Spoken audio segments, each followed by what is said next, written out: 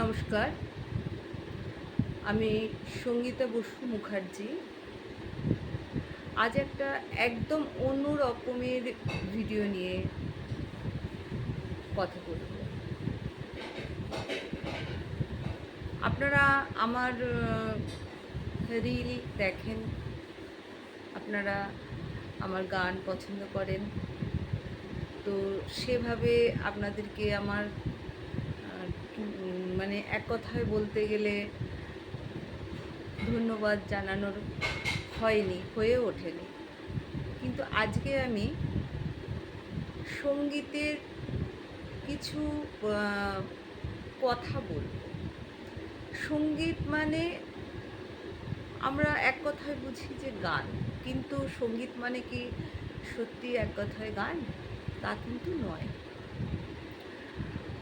ভারতীয় সঙ্গীত পদ্ধতি বা ভারতীয় সঙ্গীত কিভাবে এলো, সেটা কোথা থেকে বিস্তার লাভ করলো, এগুলো কিন্তু অনেকেই জানেন না। তো ভারতীয় সঙ্গীত ক প্রকার, তো আমি মনে মনে ভেবেছি যে শুধু গান শুনতে ভালো লাগে এরকম মানুষ যেমন বহু আছেন, তেমনি গানের সম্বন্ধে, সঙ্গীত সম্বন্ধে জানার ইচ্ছাও কিন্তু অনেক মানুষের আছে।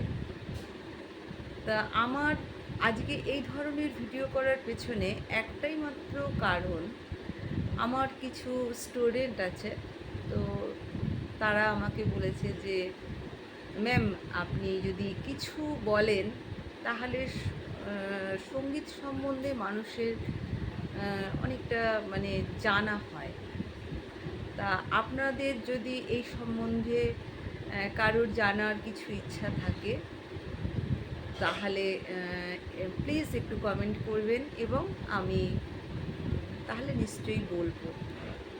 কিন্তু যদি সেরকম জানার কোনো আগ্রহ কারোর না থাকে, তাহলে আমার মনে হয় না যে এই ধরনের ভিডিও করার কোনো মানে আছে।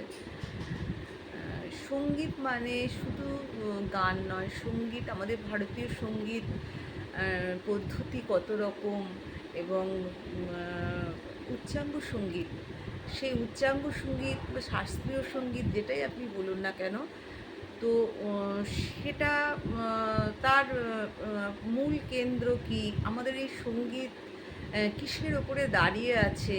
যেমন আমাদের বাংলা বলুন, হিন্দি বলুন, ইংরেজি বলুন, বিভিন্ন ভাষা, এই ভাষার তো একটা বাংলায় ব্যাকরণ আছে, ইংরেজিতে গ্রামার আছে। তো সেটা না জানলে যেরকম আমরা ভাষা সম্বন্ধে কতটুকু আমাদের জ্ঞান থাকে, তেমনি সঙ্গীতের তো, সঙ্গীত অনেক বড় একটা জিনিস।